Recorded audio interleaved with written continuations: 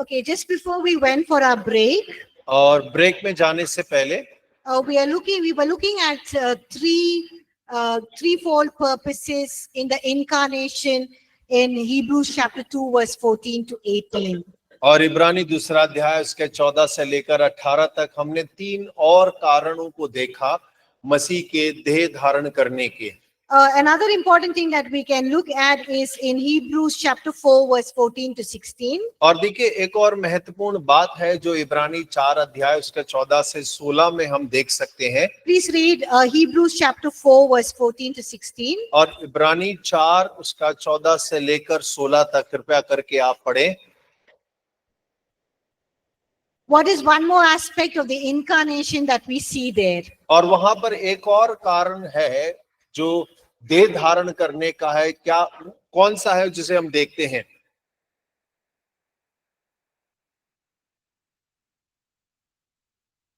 Please read Hebrews chapter 4 verse 14 to 16 and tell me. और इब्रानी 4 अध्याय उसका 14 से लेकर 16। Hebrews 4 14 to 16. इब्रानियों 4 अध्याय 14 से लेकर 16 वचन तक पढ़िए और बताइए एक और वो कारण कि मसीह ने देह धारण किया।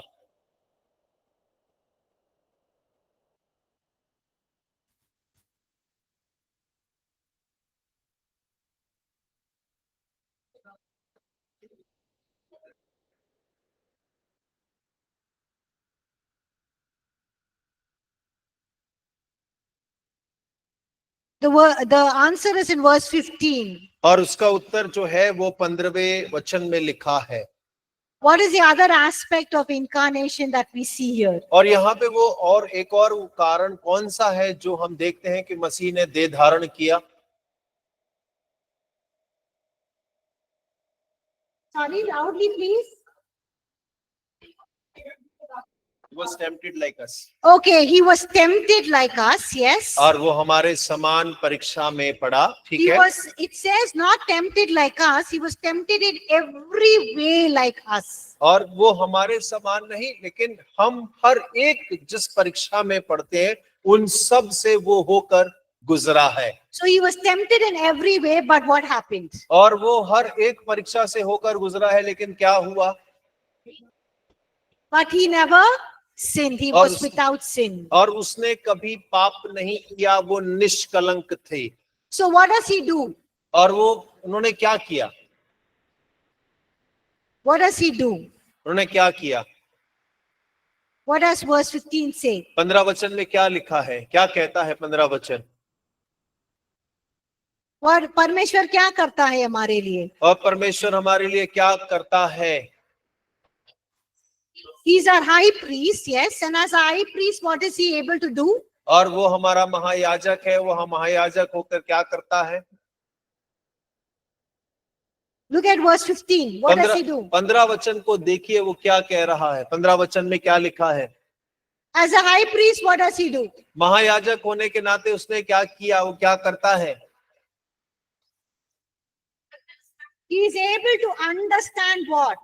वो क्या समझ पाता है? क्या समझ रहा है?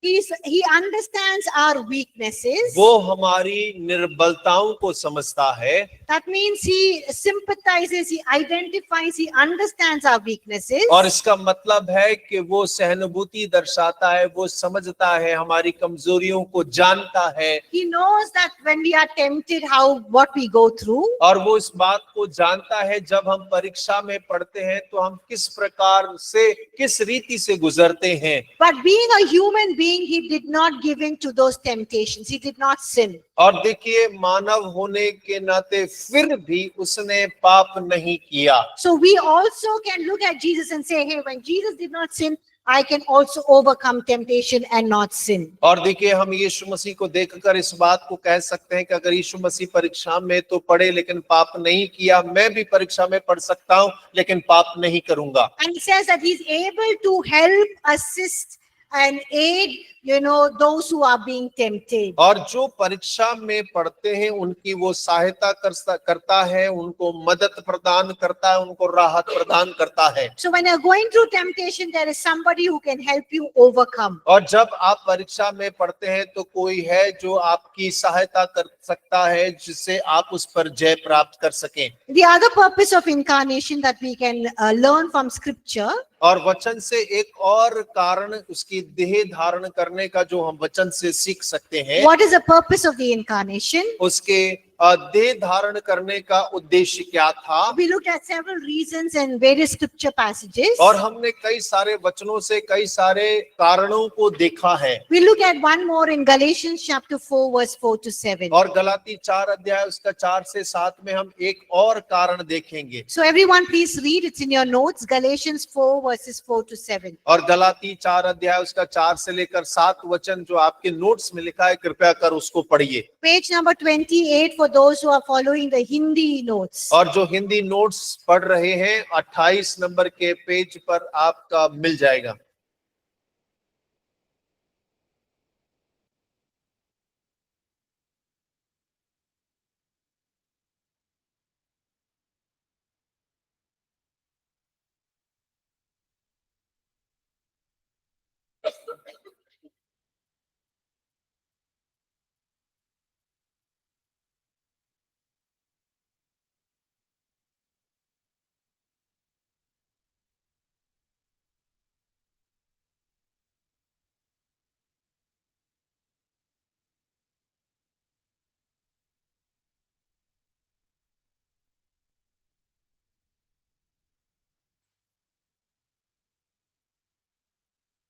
So as a human being, what's one of the aspects that Jesus came to do? और देखिए, एक मानव जाति के रूप में मानव होने के नाते एक और कार्य जो यीशु मसीह करने के लिए आए।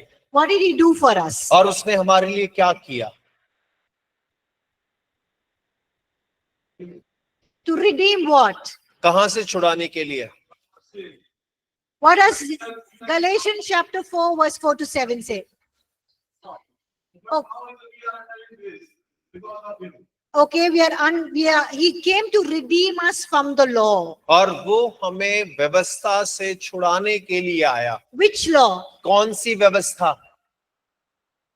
The law of Moses. मूसा की व्यवस्था। That means we don't have to follow the 10 commandments and the laws that God gave. He came to redeem us, right? That means we don't have to keep the 10 commandments and all the laws. What does it mean? और इसका मतलब क्या है? क्या यीशु मसीह जो हमें व्यवस्था से छुड़ाने आया है, तो इसका अर्थ यह है कि अब हमें 10 आज्ञाओं को और जो मूसा की दी व्यवस्था है उसे मानने की आवश्यकता नहीं है। Is the law bad, not good? क्या वो व्यवस्था बुरी है, अच्छी नहीं है? What do you think? आप क्या सोचते हैं?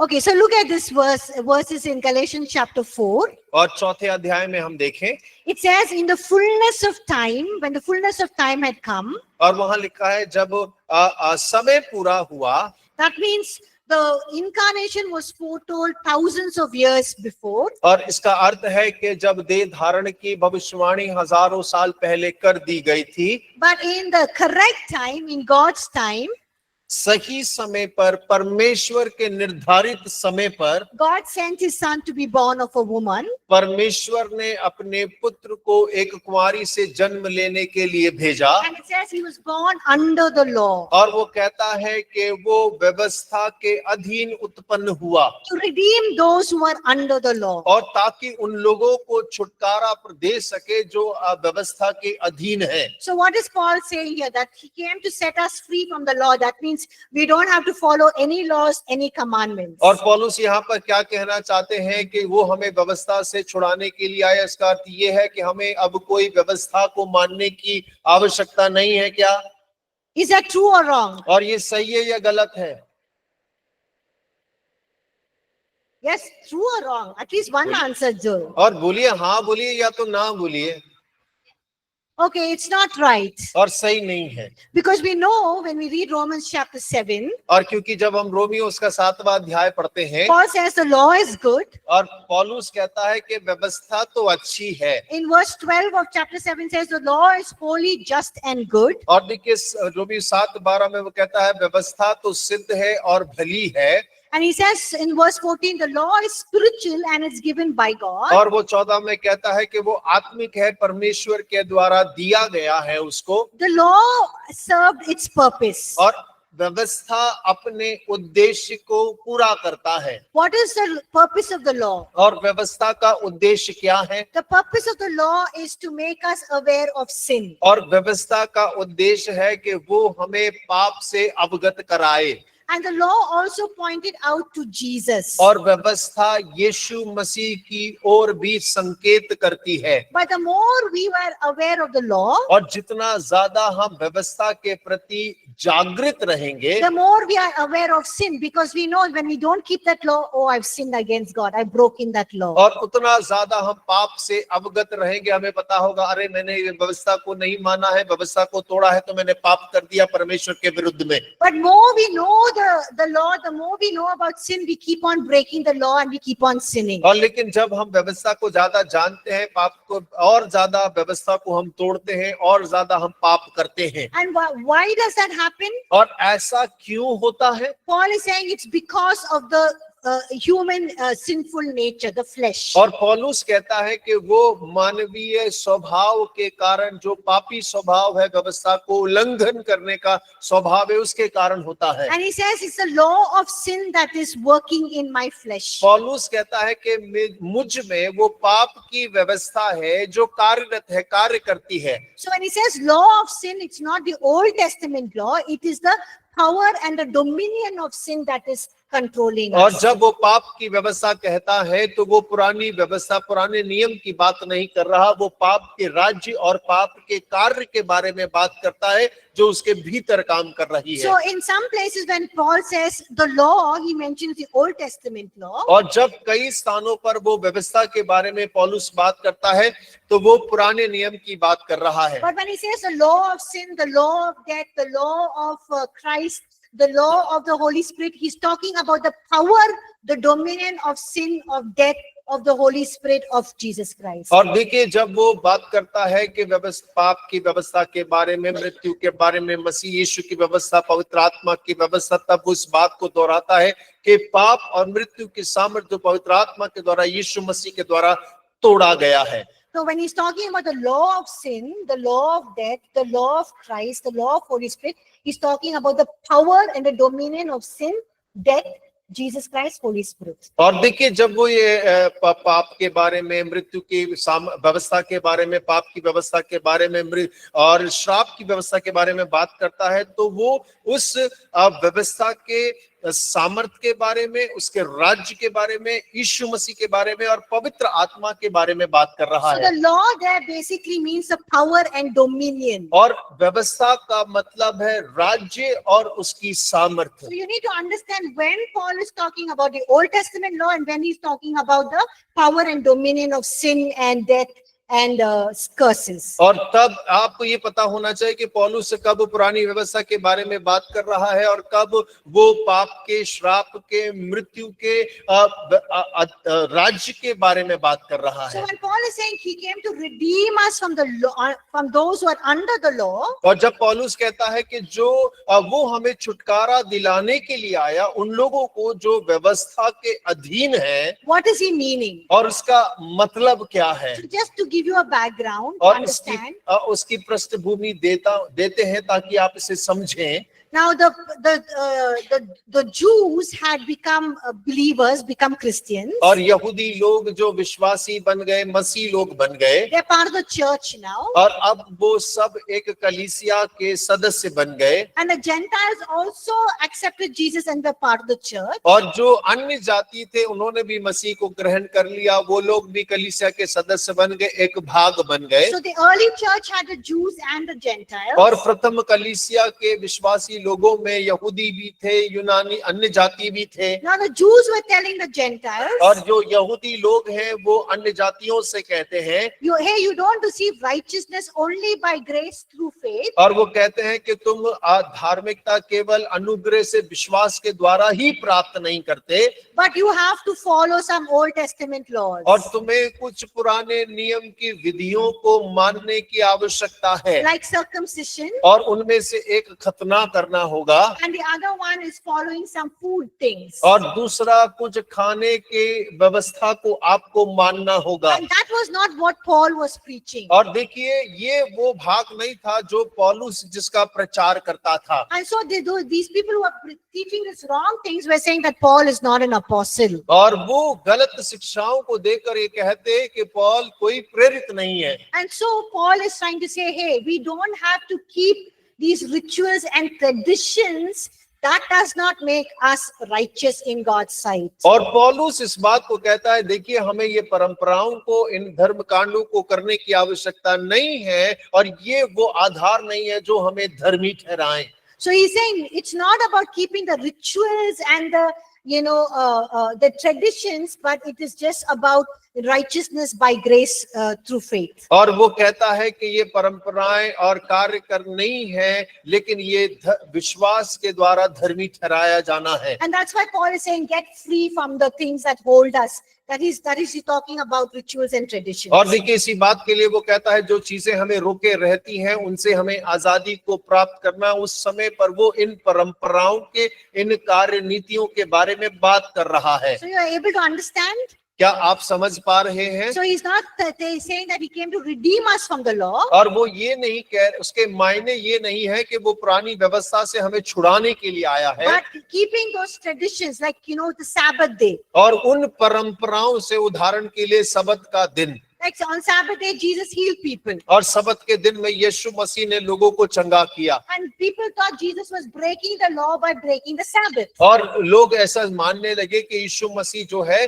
व्यवस्था को तोड़ रहा है क्योंकि वो सबत के दिन को नहीं मानता And है। Jesus said that Sabbath was made for man, not man for Sabbath. और यीशु मसीह ने कहा सबत मनुष्य के लिए बनाया गया, मनुष्य सबत के लिए नहीं बनाया गया। That means what is he saying? और इसका मतलब वो क्या कह रहा है? Don't just follow vain rituals and traditions. और केवल उन परंपराओं को मानते ना रहें। It means that on Sabbath you honor the day for God. और सबत का मतलब है कि आप उस दिन में परमेश्वर को आदर दें। It's not like just keeping a tradition and a ritual. That does not make you righteous before God. और आप ऐसा नहीं कि केवल परंपरा को मानते रहें, उसका पालन करते रहें, वो परमेश्वर के सामने आपको धर्मी नहीं ठहराएगा। So Jesus came in the flesh to deliver us from the bondages of all of these traditions and rituals. और यीशु मसीह देह में इसलिए आया ताकि हमें सारी परंपराओं से और जो कार्यक्रम है उनसे हमें आजादी दिला सके। A last scripture passage that we can see in this chapter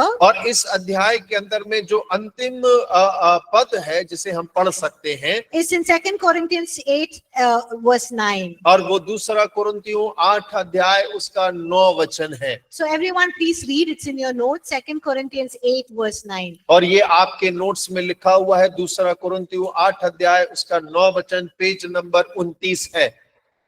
Another aspect of the purpose of the incarnation. और यीशु के देह धारण करने का एक और कारण,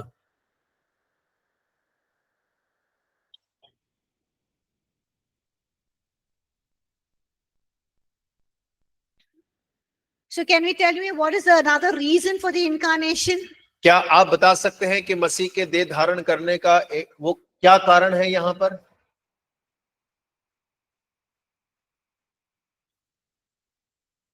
Okay. What does it talk about incarnation here? Through the incarnation, what did Jesus do for us? और यीशु ने देह धारण करने के द्वारा हमारे लिए क्या किया यहाँ पर?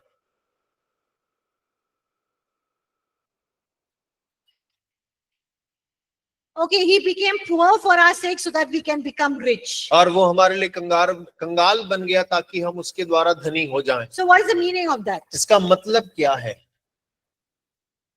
Huh? Okay, he gave up his glory. Okay. उसने अपनी महिमा हमें दी। How did he become poor for our sakes and how did we become rich? और वो कैसे हमारे लिए कंगाल बना और हम कैसे उसमें धनी बन सकते हैं। What did he do for us on the cross? और क्रूस पर उसने हमारे लिए क्या किया What did he take upon himself? और उसने अपने ऊपर में क्या उठा लिया। Our sin, हमारे पाप, shame, हमारी शर्म, pain, हमारा दर्द, sickness, बीमारी, burdens, हमारा बोझ, our guilt, हमारी गिलानी, our curse. हमारे श्राप। Okay, he took all that and what did he give us in और exchange? ये सब लेकर उसने उसके बदले में हमें क्या दे दिया। So look at your notes. अपने नोट्स में देखिए There's some bullet points there. और वहां पे कुछ बिंदु दिए गए हैं You all can read it. और आप उन सारे बिंदुओं को पढ़ सकते हैं। पेज नंबर 29 हिंदी में दिए गए हैं।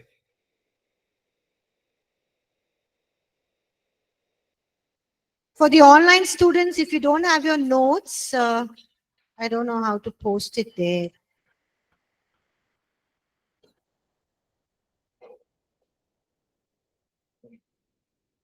Online students, all of you are following the notes? और ऑनलाइन जितने भी छात्र हैं, क्या आप अपने नोट्स में अपने साथ लेकर बैठे हैं?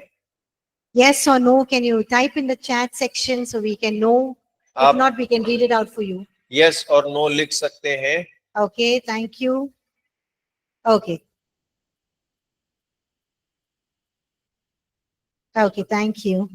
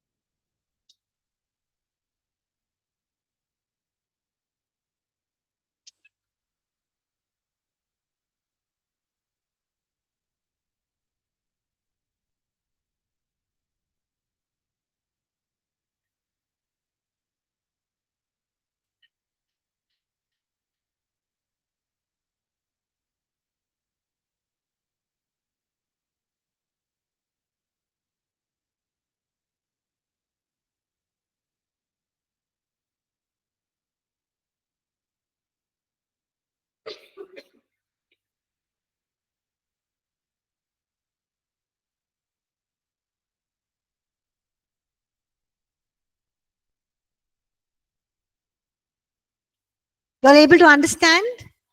आप समझ पा रहे हैं? Anyone has any doubts, questions किसी के पास कोई संदेह, कोई सवाल है? on what you just read or in this chapter 7? और 7वें अध्याय में अभी हमने जो कुछ पढ़ा है उसमें Yes. Please give her the mic right at the back.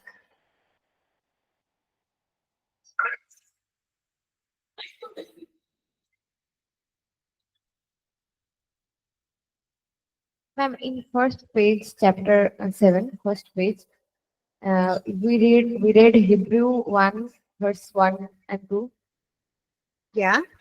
and the last line is saying, He has appointed heir of all things, through whom also He made the worlds. Hmm. Why this is not world and worlds? Why is it world and not worlds? No. Why it is worlds, not world? When we know about this word, does it mean There's there only is- one world, you're saying. Why is Yeah. it worlds? Yeah. Because there are so many galaxies. There are so many more galaxies than we even know. Yes. Yes. Matlab this verse and this particular word proves that there is not only existing of our world and our life. There's not only Earth, Right. but there are other galaxies. Yes. And not only galaxies, like world means he having laws. Like in our world, we have laws Yes. provided by God, and Yes. there is simultaneously is their life. They also run by the God. Oh, by you God. mean are there life on the other Yeah. on the other galaxies? Yes. We don't know. Okay. Thank you. We only know what's revealed to us.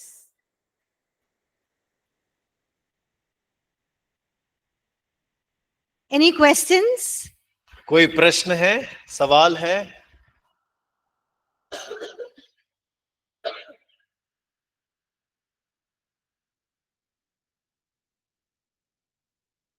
Okay, if there are no questions, no doubts, then we'll move to chapter 8. और यदि कोई सवाल नहीं है, कोई शक नहीं है, तो हम 8वें अध्याय में चलते हैं। Very interesting chapter. बहुत रुचिपूर्ण अध्याय है। Already some of you ladies were having a good discussion yesterday, I heard.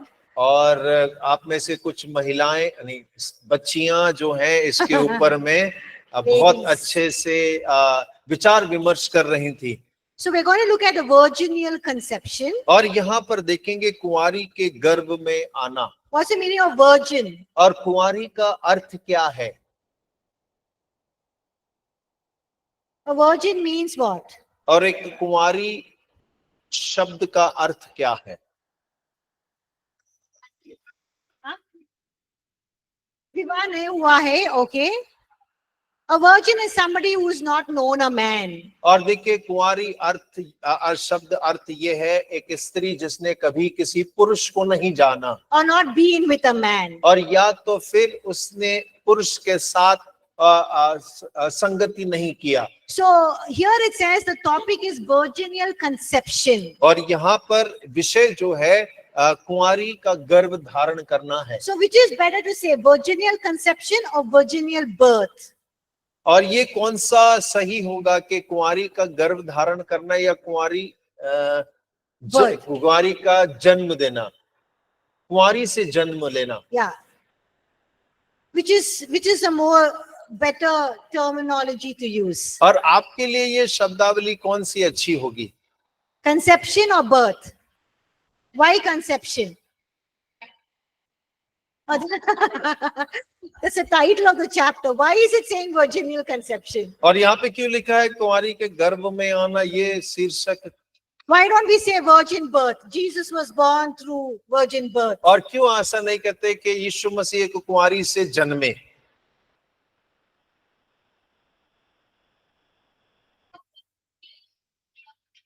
Yes, the miracle was in the conception. और देखिए उसके गर्भ धारण करने में ही चमत्कार था, not in the manner of birth. और उसके जन्म के रीति या तरीके में नहीं था। Because if you read Luke chapter 1, क्योंकि यदि आप लूका उसका पहला अध्याय पढ़ते हैं 26 to 38, और 36 से 38 में, it's there in your notes. और आपके नोट्स में लिखा 26 से 38 तक, The angel Gabriel comes to whom? और जिब्राइल स्वर्गदूत किसके पास आते हैं? Comes to Mary, और वो कुंवारी मरियम के पास आते हैं who is a virgin. जो कुंवारी थी। And what does the angel tell her? और स्वर्गदूत ने उससे क्या कहा? That you will conceive and have a son.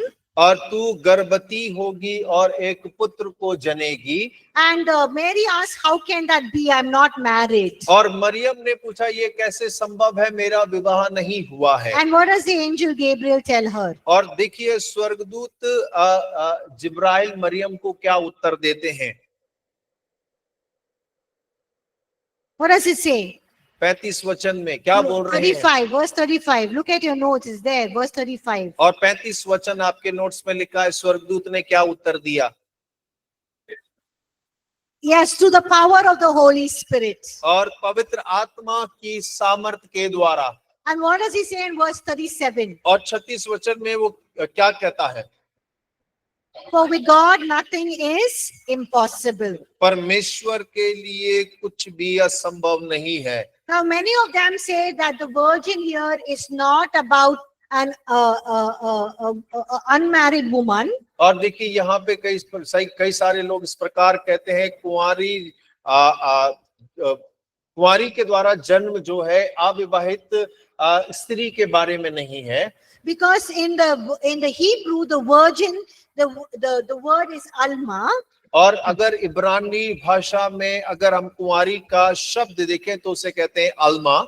And alma can mean virgin or young woman. और अल्मा का अर्थ एक कुंवारी या युवा स्त्री हो सकता है। So young woman can be married or unmarried. और एक युवा स्त्री विवाहित भी हो सकती है और अविवाहित भी हो सकती है। So many of them have raised questions about this. और कई सारे लोग इसके बारे में प्रश्न उठाते हैं, But पूछते हैं। both Matthew and Luke, लेकिन मत्ती और लूका दोनों इस बारे में, when they talk about the virgin birth, और जब वो कुंवारी से जन्म के बारे में चर्चा करते हैं, they use a Greek word as parthenos. और वो एक यूनानी शब्द जो पार्थिनोस है उसका उपयोग किया गया है, And there it means only virgin, not woman. और जिसका अर्थ केवल कुंवारी है, महिला नहीं है। So we know that it was through a virgin who was unmarried, who had not known a man or been with a man. और हम इस बात से समझते हैं कि वो पूरी रीति से कुंवारी थी, एक ऐसी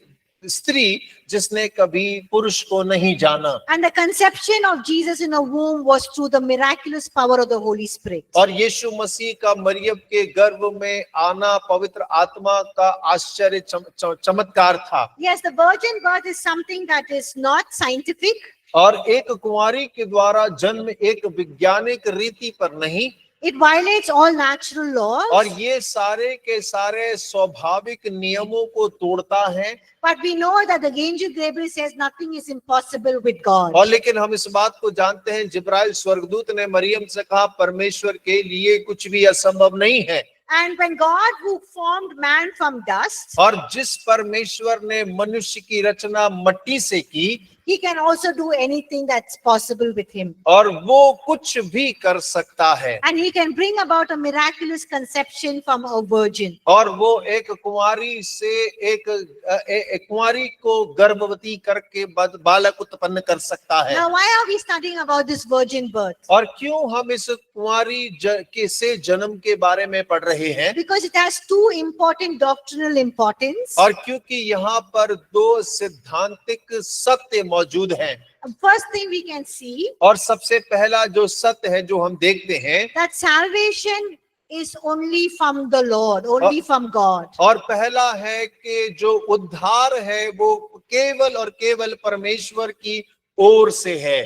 And we know that salvation cannot come through human effort. और हम इस बात को जान सकते हैं, उद्धार मानवीय प्रयासों के द्वारा प्राप्त नहीं हो सकता। It is the work of God himself. और ये परमेश्वर का ही कार्य है। And salvation only comes through the supernatural work of God. और उद्धार केवल परमेश्वर के अलौकिक कार्य के द्वारा ही संभव हो सकता है। And that is evident from the very beginning. We read in Genesis chapter 3 as well. और देखिए, ये तो पूरे आरंभ से ही जब हम उत्पत्ति पहले अध्याय में पढ़ते, तीसरे पहले अध्याय 15 वचन से पढ़ते हैं, तब से ही हमें ये बतला, तीसरा अध्याय उसका 15 वचन है, उससे ही हमें बतलाया गया है That the seed of the woman will destroy the head of the serpent. और वो ये है कि स्त्री का बीज सर्प का sir कुचलेगा। And we know that God brought about this by his own power and not by human effort. और हम इस बात को जानते हैं, परमेश्वर ने अपनी ही सामर्थ्य के द्वारा इसे पूरा किया, मानवीय प्रयासों के द्वारा नहीं।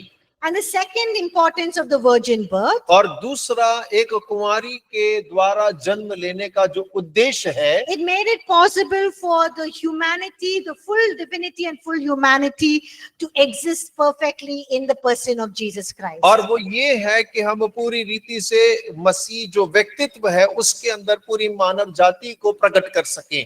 So we see that, it was not possible through any other way. और ये किसी और रीति से संभव नहीं था How Jesus could be fully human and fully divine. कि यीशु मसीह कैसे एक ही समय पर परमेश्वर भी और मनुष्य भी होकर रह सकते हैं। It was also possible through the virgin birth. और ये भी केवल कुंवारी के द्वारा जन्म लेने के द्वारा ही संभव था। Now we could say that और हम इसे कह सकते हैं, God could have created Jesus as a complete human being in heaven. और परमेश्वर ने यीशु मसीह को स्वर्ग में पूरा मनुष्य बनाया हो, And then send him to the earth और उसके बाद में पृथ्वी पर भेज दिया, without any human parents. और बिना किसी सांसारिक माता पिता के। If God would have done that, what would have happened? और यदि परमेश्वर इस प्रकार करते तो क्या होता? What if God just created Jesus as a human being on heaven and sent him here on the earth without human parents? और सोच कर देखिए, परमेश्वर स्वर्ग में यीशु मसीह का मनुष्य देह धारण करता और उसके बाद उसे पृथ्वी पर भेज देता, और संसार पे उसका कोई संसारिक माता पिता अगर नहीं होता तो क्या होता? What would have happened? और बताइए क्या होता? Okay, he wouldn't grow up as a human. और वो तो? हमारे जैसे बड़े नहीं होते तो? I asked this question yesterday and I gave you the answer. मैंने कल ये प्रश्न किया था और आपको उत्तर भी दिया था.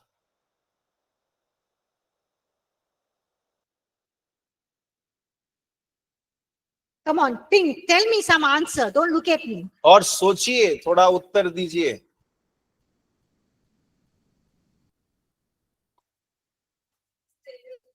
He wouldn't have gone to the stages of life, so?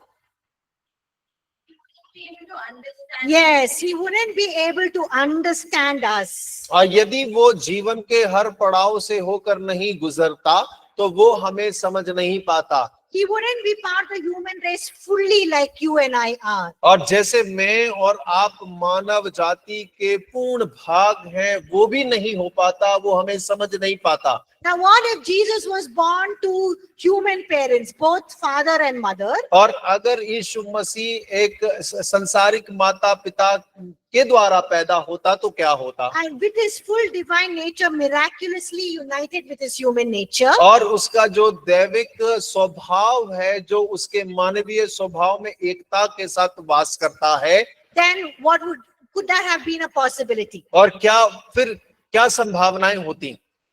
He said himself son of God, so he won't be able to say that. Okay, he won't be able to say that he's the son of God, okay?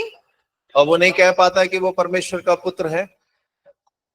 Yes, he would be born in sin. और वो पाप में पैदा होता. Anyone born to human parents through the coming together of a man and a woman are born in sin. और देखिए, पूरी मानव जाति के अंदर में जो भी एक स्त्री और पुरुष के मिलन से उत्पन्न होता है, वो पाप के साथ उत्पन्न होता है. Then it would be difficult for us to understand how Jesus was sinless and how he was fully God. और तब हमारे लिए ये मुश्किल होता इस बात को समझना कि यीशु मसीह कैसे पाप रहित हैं और वो पूर्ण रीति से परमेश्वर भी हैं. And how can he be in every way just like we are, who was born in sin, and how can he make the sacrifice? और फिर वो जैसे हम हैं जो पाप में रहते हैं, वो कैसे पाप बलिदान चढ़ सकता बिना पाप के? So looking at all the possibilities, और सारी संभावनाओं को जब हम देखते हैं, we understand now how God in his wisdom, और हम इस बात को जानते हैं कि परमेश्वर कैसे अपनी बुद्धि में